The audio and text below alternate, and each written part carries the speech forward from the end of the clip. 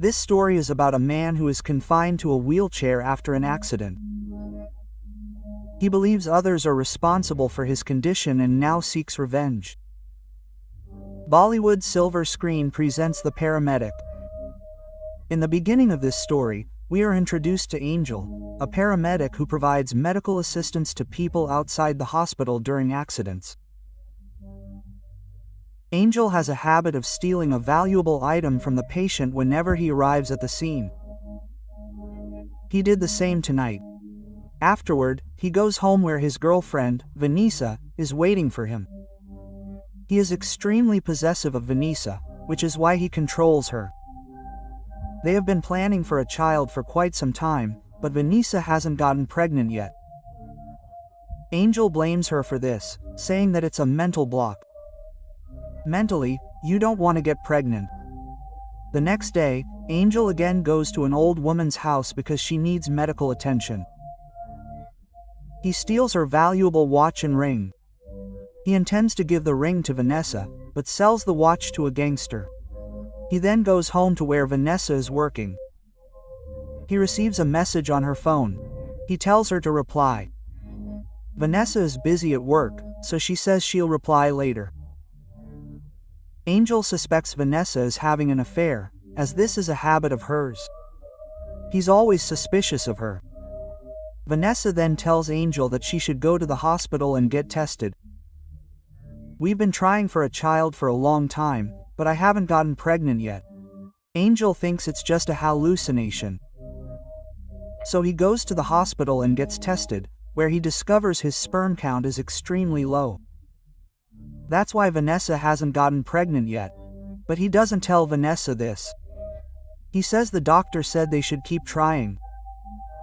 He wants to try tonight as well, but Vanessa says she has to go to the library to study. Meanwhile, Angel checks her phone and finds a message from a boy. He sees his photo. The boy is so handsome, he becomes jealous. He then goes to work. There, he and his colleague are attending to a patient. While they're on their way to the hospital, their ambulance is involved in an accident. His colleague survives, but suffers severe leg injuries, leaving him completely paralyzed. Angel is devastated. But Vanessa doesn't abandon him. She supports him everywhere. But he still harbors many doubts about her.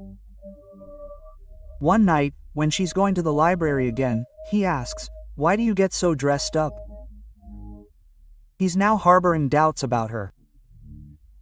He thinks she might be having an affair with the boy who messages her. Although Vanessa is deeply offended by Angel's advances, she doesn't respond and leaves for the library.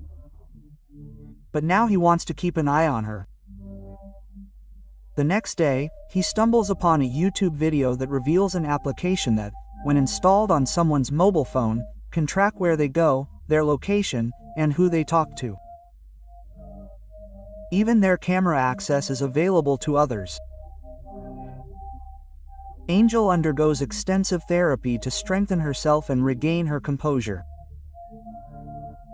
Afterward, her colleague, who is in the ambulance with her, is completely safe, and comes to visit her at home and apologizes. Angel says, "You should apologize for the situation I'm in today. You're the reason for this." Actually, the ambulance driver was his colleague. But he feels very bad after hearing this, so he leaves. Vanessa tells Angel that she wasn't at fault in the accident. However, Angel believes that it was her mistake that paralyzed both her legs. He's even more suspicious of Vanessa. He wants to install the application on her mobile phone tonight at any cost. He can then record her every move, where she goes, who she talks to. That's why he tells Anissa, "I feel like eating ice cream. Will you bring me some ice cream?" Quote. Vanessa goes to get it, and at that very moment, he installs the application on her mobile phone, and now he can record her every move on his laptop. Vanessa quickly returns with the ice cream. After that, she goes to the call center. In fact, she now works there. She works on the night shift. Because of this, he has to go to his job every night. Angel is home alone. His thoughts about Vanessa are constantly on edge. And tonight, while he's in bed, his neighbor's dog barks loudly, causing him immense distress. The next morning, he goes to his neighbor and says, "Your dog barks so much at night." His neighbor says, "My wife is very ill. That's why I have to go to the hospital with her at night. Please accommodate for a few days." Quote. And now he goes to his therapy center, where his nurse tells him to push harder so his legs can heal, but Angel says, "I can't push myself any further." He's physically and mentally exhausted, which is why he's always frustrated. His nurse moves his wheelchair away from him and tells him to get in it. During this time, his nurse also gets close to him, which makes him very uncomfortable. He doesn't like this at all, and angrily leaves. That night, Vanessa tells him that she's getting an internship that will improve her career, but the pay for it is very low. Angel says, "How will we run our household if you're paid less? I get a very small allowance. There's no need for you to do an internship." Quote. Vanessa then leaves for her job, and at night, when he's home alone, his legs are in excruciating pain. The neighbor's dog is barking incessantly, which irritates him greatly. He goes to the place where he always keeps his painkillers, but today they're not there, which increases his frustration even more. The next morning, when Vanessa returns home, he abuses her profusely. He says, "Because of you, I was in pain all night."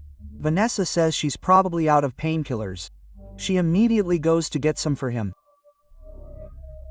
A short while later, we see Angel stuff a piece of meat with pins and quietly feed it to his neighbor's dog in the park. He constantly listens to Vanessa's conversations on the phone through an application he's installed on her mobile phone. When Vanessa is talking to her friend, she tells him, "You should leave Angel. He's extremely abusive. He's always suspicious of you. Because of him, you'll never be able to progress in your career." Hearing all this deeply saddens Angel. He decides to completely change. He will treat Vanessa the same way he did before.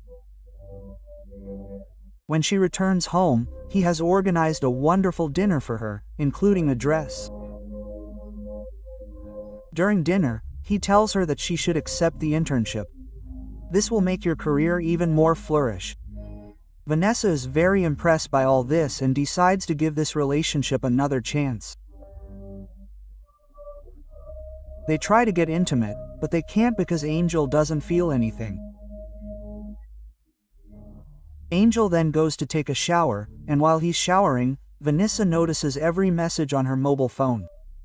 She notices that Angel's laptop is also receiving notifications.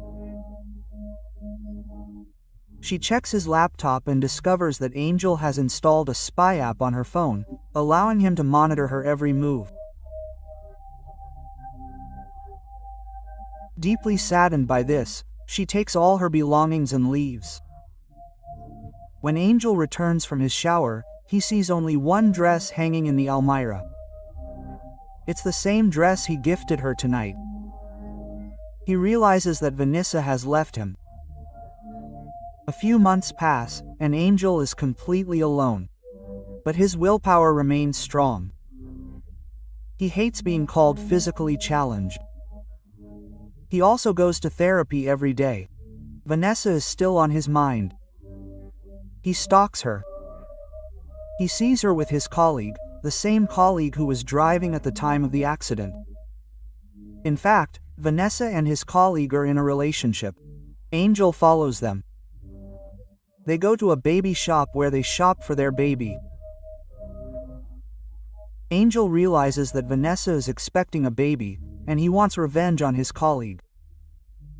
He believes he deliberately caused the accident. The next day, he goes to Vanessa. Vanessa doesn't want to talk to him.